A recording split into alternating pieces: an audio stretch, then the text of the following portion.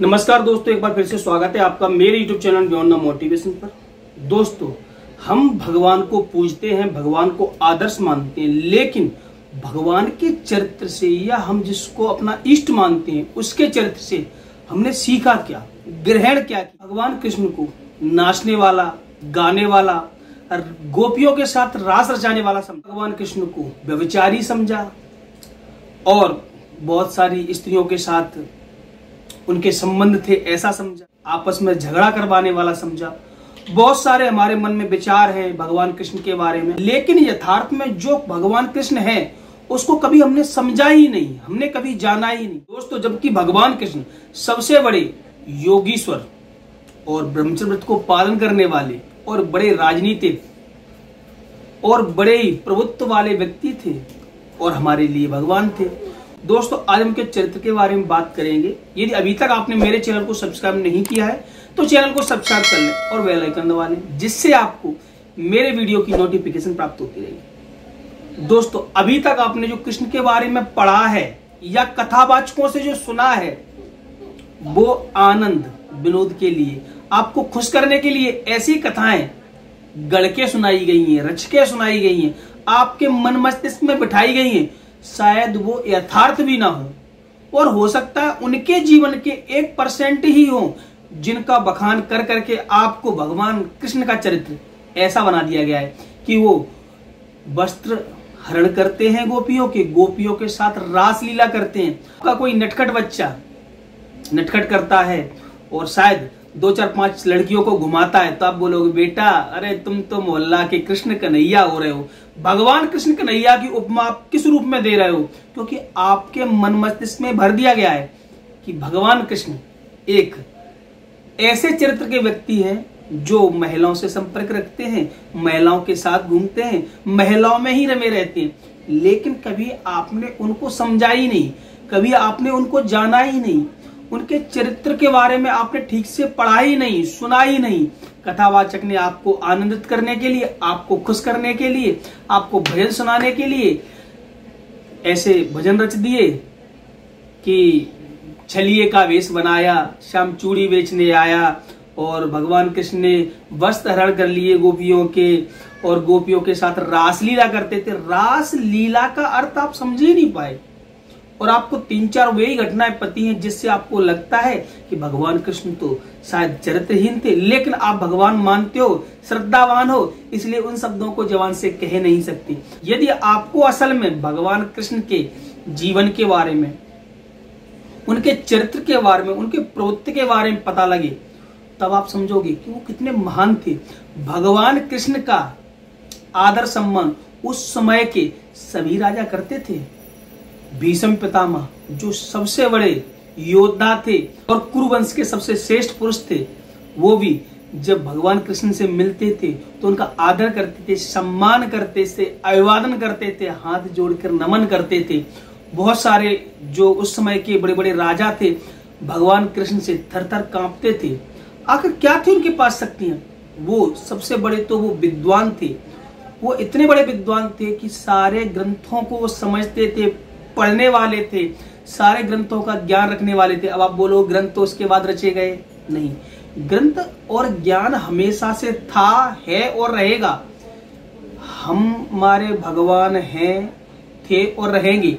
ये अनादिकाल है। हमारे जो ग्रंथ हैं, जो ज्ञान है, वो हमेशा से, उस सारे ज्ञान को रखने वाले, समझने वाले, परखने वाले भगवान कृष्ण थे। वो योगी राज थे। आपको छोटी सी घटना सुनाऊंगा, उससे आप समझ जाओगे भगवान कृष्ण कितने बड़े ब्रह्मचर्य व्रतधारी थे।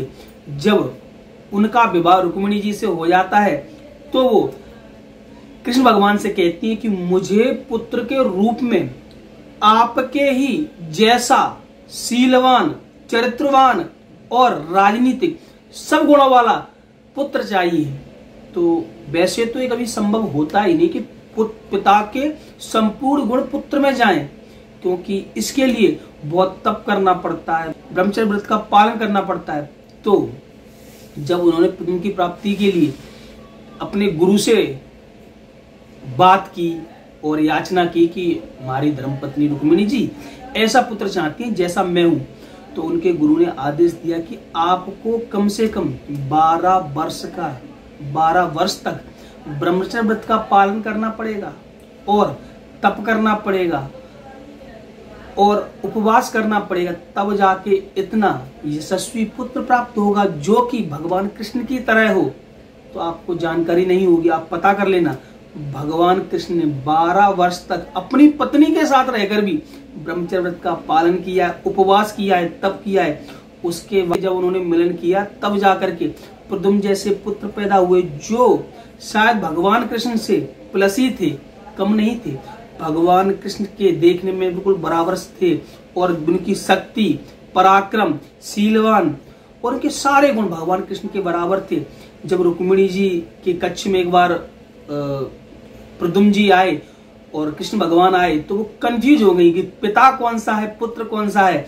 तो उन्होंने भगवान कृष्ण से एक बार कहा कि आप अपने मुकुट पर मोर पंख दिया ये लगा लिया करो, जिससे कि पिता पुत्र के बीच में हम अंतर स्पष्ट कर सके कि कौन पिता है कौन पुत्र है, क्योंकि तुम्हारी छवि, कद काठी, लंबाई, चेहरे की कांति सब एक जैसी है।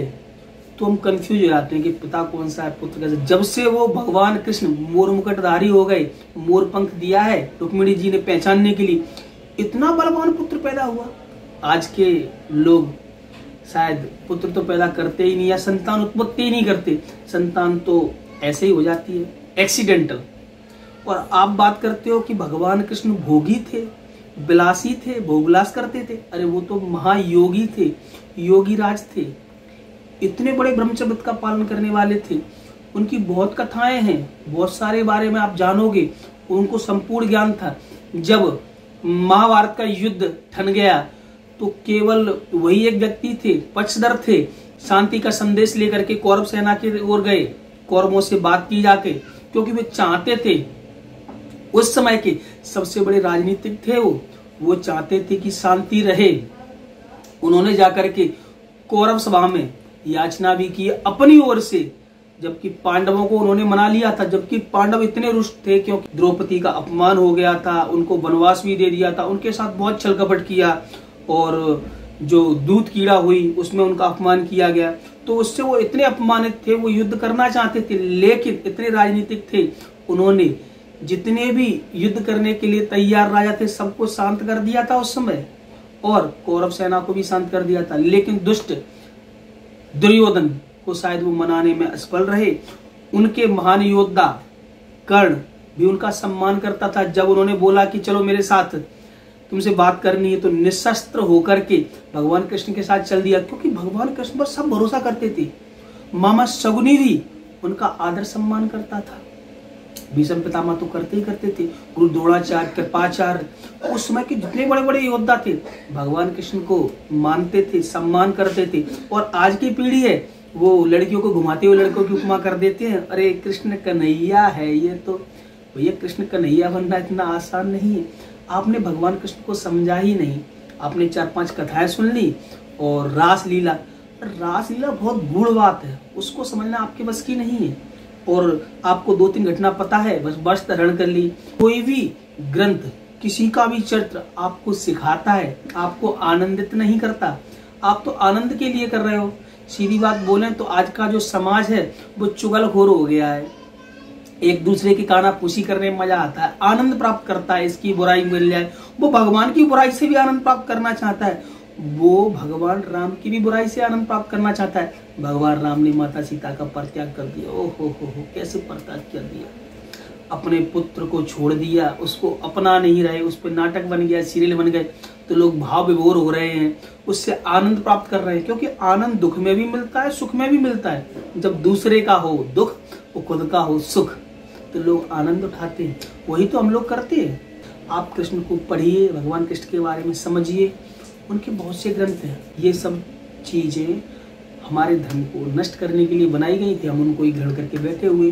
दोस्तों, आपको ये जानकारी कैसी लगी प्लीज कृपया करके मुझे कमेंट में बताएं, और मेरे वीडियो को लाइक करना बिल्कुल भी ना भूलें। इस वीडियो को ज्यादा से ज्यादा शेयर करें। यदि अभी तक आपने मेरे चैनल को सब्सक्राइब नहीं किया है तो चैनल को सब्सक्राइब कर लें और बेल आइकन दबा लें, जिससे आपको मेरे वीडियो की नोटिफिकेशन प्राप्त होती रहेगी। मिलते हैं किसी नई वीडियो, नई जानकारी के साथ, तब तक के लिए धन्यवाद।